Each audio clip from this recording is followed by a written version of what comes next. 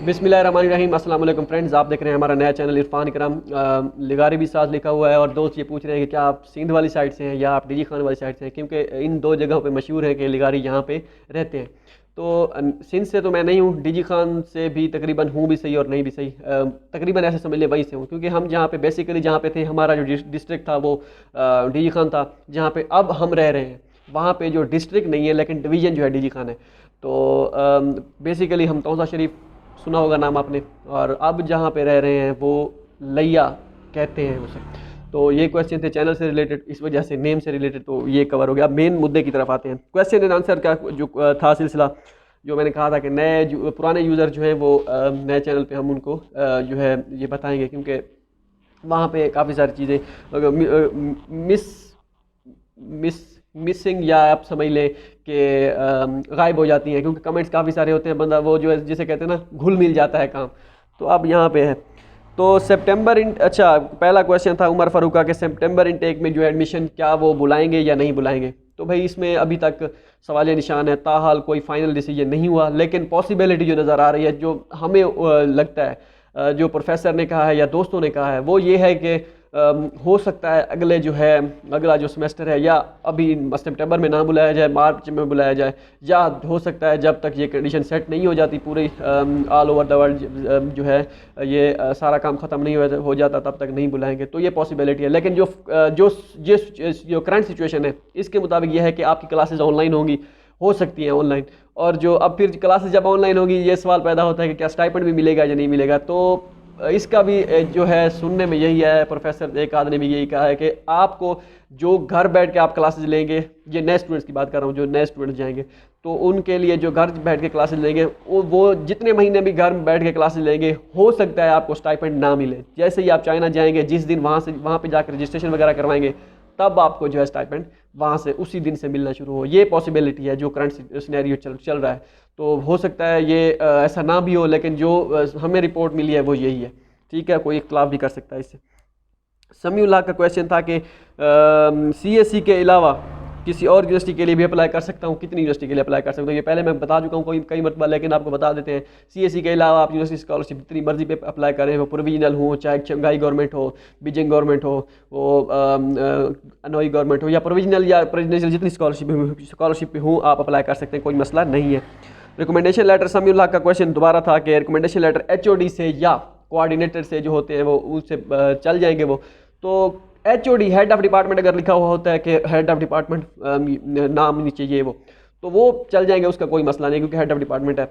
अगर तो वहाँ पे लिखा हुआ था कि ये असिस्टेंट प्रोफेसर है या कोई और प्रोफेसर, मतलब ऐसे ही आम सा लिखा होता है कि लेक्चरर है, तो वो नहीं चलेंगे। उनकी रिक्वायरमेंट जो होती है वो नहीं होती। लेकिन इसको कैसे आपने हैंडल करना है, क्योंकि रिकमेंडेशन लेटर का तरीकाकार है, नए जब सेशन आएगा 2021 में, तो उस पे हम बनाएंगे ये कंप्लीट वीडियो, आपको बताएंगे। वो उस CS गाइड वाले चैनल पे आप देख पाएंगे इसे। अच्छा, पासपोर्ट नेम पे जो है गवर्नमेंट का एम्प्लॉय लिखा हुआ है, क्या वीज़ा लगेगा? ये नाम मैं भूल गया, नाम किसका था ये क्वेश्चन, लेकिन मैं बता देता हूँ इसका। जो मुझे नॉलेज है थोड़ा बहुत, वो मैं आपको बता देता हूँ, क्योंकि दोस्त एक था, उससे मैंने पूछा था। वो खैर गवर्नमेंट एम्प्लॉय था, लेकिन पासपोर्ट उसके पास नहीं था जो अब गवर्नमेंट ने बनवाया है। वो लास्ट ईयर ही गया था। तो उसने कहा था उसने तो खैर NOC वगैरह नहीं जमा कराई थी। तो अब पॉसिबिलिटी यही है कि वीज़ा तो मेरे ख्याल में आपका लग जाएगा, वीज़े का कोई इशू नहीं है, वीज़ा लग जाएगा। लेकिन आप जब पासपोर्ट जो लेके मतलब आप जब एयरपोर्ट पे जाएंगे, वहाँ पे आपके पास NOC होना लाजमी है, अगर आप गवर्नमेंट एम्प्लॉय हैं तो। अदरवाइज़ वो आपको बाहर नहीं जाने देंगे मुल्क से। तो वीज़े के लिए जो है ये शर्त कोई लाजमी नहीं है। लेकिन आप ऐसा कीजिएगा, आप जेरी ऑफिस जो वीज़ा वगैरह लगवाते हैं वहाँ से कॉल करके आप पूछ लीजिएगा। ये आपको इस पर हम मज़ीद वीडियो इंशाल्लाह बनाएंगे, तो कॉल करके पूछ लीजिएगा कि वीज़ा के लिए NOC लाजमी है या नहीं। मेरे ख्याल में वो यही कहेंगे लाजमी है, आई थिंक, तो बेहतर यही है। लेकिन मसला ये होता है कि अगर लड़के कहते हैं अगर हम NOC बनवा के भी जाएँ, तो अगर खुदा ना खासा वीज़ा ना लगे तो फिर हमारी तो वो गई जॉब। तो ये भी एक पॉसिबिलिटी होती है। तो इस पे आप गौर कीजिएगा, ये आप पे डिपेंड करता है कि आप इसको किस तरह हैंडल करते हैं। मज़ीद भी इंशाल्लाह मैं इस तरह कोई बंदा ढूंढूंगा जिसके पास गवर्नमेंट एम्प्लॉय वाला पासपोर्ट हो और उसने वीज़ा भी लगवाया हो विदाउट NOC। तो इंशाल्लाह अगर कोई मिला तो मैं बता दूंगा।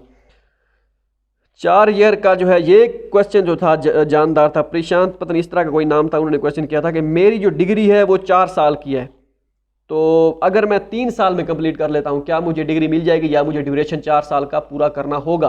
पीएचडी की बात कर रहे हैं वो।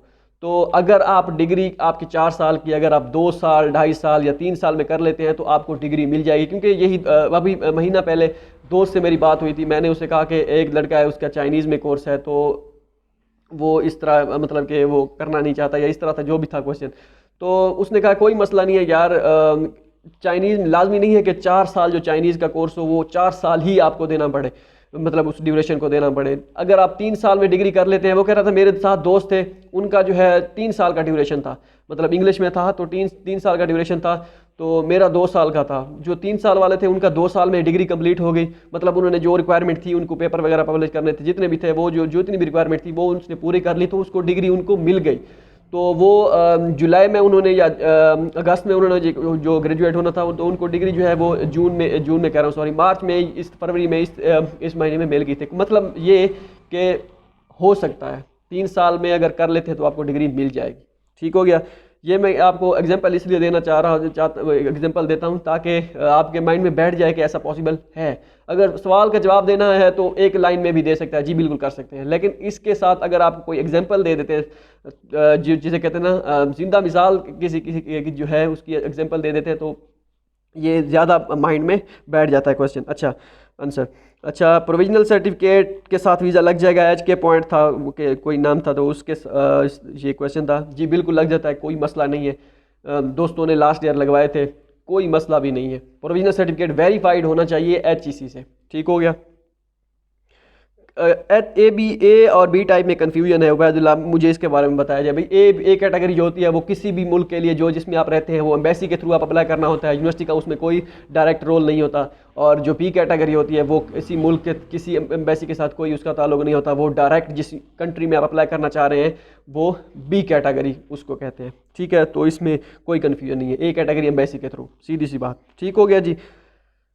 अच्छा CSE स्कॉलरशिप मिली है, ये भी क्वेश्चन अच्छा है। CSE स्कॉलरशिप मिली है लेकिन मेजर चाइनीज़ में है, और यूनिवर्सिटी स्कॉलरशिप मिली है, स्टाइपेंड 1600 RMB है। तो क्या किया जाए, यूनिवर्सिटी स्कॉलरशिप हासिल की जाए या CSE चाइनीज़ वाली स्कॉलरशिप ऑफर की जाए? तो इसमें थोड़ा सा जो है सवाल निशान बनता है। सवाल निशान ऐसे कि चाइनीज़, अगर आप चाइनीज़ के लिए अप्लाई कर रहे हैं, CSE को पहली प्रेफरेंस दें, यूनिवर्सिटी को दूसरी प्रेफरेंस। लेकिन अगर आपके माइंड में अगर चाइनीज़ लैंग्वेज बिल्कुल आसान नहीं है, टफ़ है, काफ़ी जान मारनी पड़ेगी आपको, लेकिन अगर आप चाइनीज़ लैंग्वेज कर लेते हैं, चाइनीज़ लैंग्वेज के साथ डिग्री कर लेते हैं, आपको जॉब के चांसेस जो है और जॉब्स की जो है अपॉर्चुनिटी बहुत होगी चाइना में। और अगर यूनिवर्सिटी की बात करते हैं 1600 RMB स्टाइपेंड, तो अगर सब कुछ फ्री है, कोई सब कुछ, तो फिर आप वहाँ पे वो भी हासिल कर सकते हैं। लेकिन ये याद रखिएगा कि CSE, अगर आप एक मरतबा आपने CSE की ठुकरा दी, फिर आपको CSE की स्कॉलरशिप नहीं मिलेगी। जितना हमारा एक्सपीरियंस है, दोस्तों ने जितना कहा है, दोस्तों का भी एक्सपीरियंस सेम था, तो वो आपको स्कॉलरशिप फिर कभी नहीं मिलेगी CSE की। हाँ, ये अलग बात है, आपका पासपोर्ट चेंज हो जाए, ड्यूरेशन ख़त्म हो जाए पासपोर्ट का, नया पासपोर्ट के साथ आप अप्लाई करते शायद मुमकिन है, लेकिन करंट सिनेरियो ये है। अगर मैं होता तो मैं CSE को प्रेफर करता।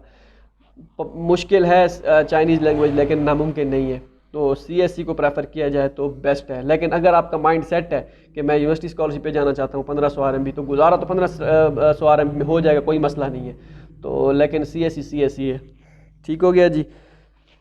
अच्छा selected in bit but CSE scholarship partial scholarship है जी CSE की, तो ये क्या हिसाब किताब है? ये पार्शियल स्कॉलरशिप के बारे में बताया जाए। पार्शियल स्कॉलरशिप जो है वो डिपेंड करता है, किसी यूनिवर्सिटी में वो कहती है कि हमें 20,000 युआन जो है हर साल आपने ट्यूशन फ़ी पे करना होगी, बाकी सब कुछ फ्री है, अकोमोडेशन और स्टाइपेंड भी है 3,000 मास्टर के लिए, 3500 जो है PhD के लिए। तो ये क्या हिसाब किताब है? इस तरह का हिसाब किताब होता है। कुछ यूनिवर्सिटीज़ कहती हैं हमें 30,000 युआन चाहिए, कुछ कहती हैं, हर यूनिवर्सिटी की अपनी ट्यूशन फ़ी है ना अपने हिसाब से, तो ये पार्शियल स्कॉलरशिप ये की जाएगी। और किसी की 3500-3800 भी है, तो मतलब कि आपको फ़ी पे करना होगी। अब फ़ी पहले जाते साथ ही पे करना होगी या साल के बाद पे करना होगी, या वो आपकी जो आपको अकोमोडेशन जो आपको स्टाइपेंड देंगे उसी में से वो डिडक्ट कर लेंगे। तो डिडक्ट कर लेंगे, तो इसका जो है नहीं आइडिया मुझे क्या क्या हिसाब किताब है। बाकी स्कॉलरशिप पार्शियल ही है, लेकिन कुछ यूनिवर्सिटीज़ जो हैं वो क्या कर रही हैं, वो ये कह रही हैं कि आपकी ये स्कॉलरशिप पार्शल है, लेकिन सारी जो हैं जो उनके सारी रिक्वायरमेंट्स हैं, जो उनके जितने भी मज़े हैं CSE वाले फुल के आपको सेम दिए जाएंगे। मतलब कि नाम सिर्फ पार्शल का है, बाकी stipend same, accommodation free, fees भी कोई नहीं, कुछ भी नहीं है। तो वो ये कहते हैं, पहले लिख देते हैं इट्स पार्शियल स्कॉलरशिप, आखिर पे लिख देते हैं फाइनली इट्स फुल स्कॉलरशिप। तो इस तरह भी मेल है। आप ऐसा करें, पार्शियल स्कॉलरशिप अगर आपको मिली है, आप यूनिवर्सिटी से मेल गए, उनसे रिक्वेस्ट करें कि सर हम पार्शियल स्कॉलरशिप अफोर्ड नहीं कर सकते। अगर आप नहीं जाना चाहते, हकीकत में नहीं जाना चाहते, मतलब कि आप नहीं अफोर्ड कर सकते, उनसे कहें कि मैं अफोर्ड नहीं कर सकता, अगर आप हो सके तो इसके साथ अगर कोई और स्कॉलरशिप मुझे ऑफ़र कर दे तो मैं जो है आ सकता हूँ। क्योंकि इसी तरह एक यूनिवर्सिटी थी, उसमें लड़कों ने किया था, तो उन्होंने एक और स्कॉलरशिप अगर उनके यूनिवर्सिटी में थी तो उनको ऑफ़र कर दी थी। आप उनसे रिक्वेस्ट करें कि सर अगर आप ऐसा हो सकता है तो मुझे प्लीज़ ये कोई और ऑफ़र दे दें इसके साथ, तो हो सकता है कोई पॉसिबिलिटी या कोई सबब बन जाए। इसके बाद है जी जुनैद अहमद का क्वेश्चन था कि डिस्पैचिंग अथॉरिटीज़ का जो है CSE स्टेटस है, कितने चांसेस हैं। तो पहले बता चुका हूँ इस पर कि इसमें 99% चांसेस हैं, लेकिन ताहाल जब तक आपको फाइनल कन्फर्मेशन की मेल नहीं आती, डॉक्यूमेंट्स नहीं आते, तब तक आप कुछ नहीं कह सकते। तो अगर आपको मेल आ जाती है तो फिर तो कोई इशू नहीं है, फिर तकरीबन ये फाइनल ही है डिस्पैचिंग अथॉरिटीज़ वाला, कोई टेंशन की बात नहीं है। लेकिन मसला ये है कि अब डिस्पैचिंग अथॉरिटीज़ वाली आपका स्टेटस चेंज हो गया, लेकिन आपको खुदा ना खास्ता CSE की जो है पार्शियल स्कॉलरशिप मिल गई, ये भी एक सवाल निशान है। तो फाइनल कन्फर्मेशन का मेल कीजिएगा।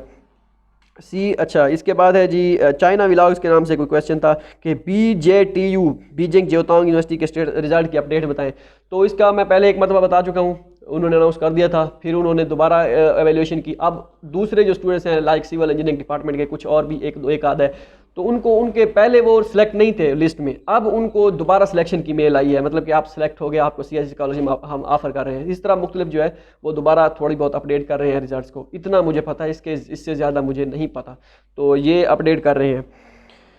तो इस चीज़ के बाद है जी अच्छा, नेक्स्ट CSE जो स्कॉलरशिप होगी उसके लिए क्या, ये मनीष का क्वेश्चन था कि क्या मैं 2020 वाले जो मेरे करंट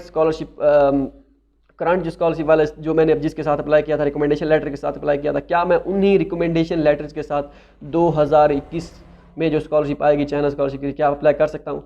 जी कर सकते हैं, उनकी कोई टर्म्स एंड कंडीशन नहीं है कि ये जो है आपका पुराना ना हो, लेकिन कुछ यूनिवर्सिटीज़ जो होती हैं वो मेंशन कर देती हैं कि आपका रिकमेंडेशन लेटर जो बना होना चाहिए या इंग्लिश प्रोफिशिएंसी सर्टिफिकेट बना होना चाहिए, वो मतलब कि अगर आप अप्लाई कर रहे हैं 2021 के लिए 2021 के लिए मार्च में या फरवरी में, तो वो उनकी कंडीशन होती है कि सितंबर, अक्टूबर, नवंबर या इस तरह का कोई हिसाब होता है, इससे पहले बना हुआ ना हो।